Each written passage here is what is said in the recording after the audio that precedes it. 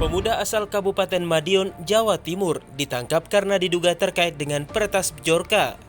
Keluarga tak percaya anaknya terlibat peretasan karena keseharian pemuda itu adalah penjual es. Pemuda asal Madiun yang ditangkap Rabu petang bernama Muhammad Agung Hidayatullah. Ibu pemuda itu tak percaya anaknya terlibat peretasan karena anaknya tidak mempunyai kemampuan meretas dan hanya lulusan Madrasah Aliyah Kembang Sawit Madiun pada tahun 2020 lalu. Di rumahnya, ia juga tak mempunyai perangkat komputer atau laptop dan hanya memiliki satu buah ponsel.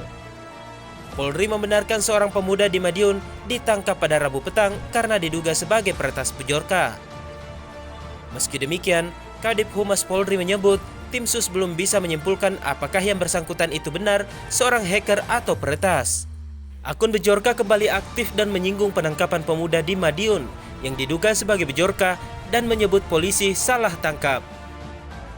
Sebelumnya pemerintah sempat ketar-ketir setelah Bjorka meretas data sejumlah pejabat negara lalu mempublikasikannya, termasuk data Presiden Joko Widodo dan Menkominfo Johnny G. Plate. Menteri Kominfo Johnny G. Plate pun sempat menyebut apa yang dilakukan Bjorka melanggar undang-undang dan tidak pantas. Yang tidak mengerti undang-undang dan yang melanggar undang-undang itu yang salah. Ya. Sedangkan terminologi kata-kata, kalau dalam ruang digital kita menggunakan kata-kata yang tidak etis dan terpancing dengan tidak etis, kita mendorong ruang digital kita kotor. Apa mau kita seperti itu? Udah melakukan tindakan pelanggaran berupa kebocoran data menggunakan terminologi yang tidak etis dan tidak sejalan dengan kultur kita. Nah itu tidak baik. Jangan kita ikut-ikut yang seperti itu.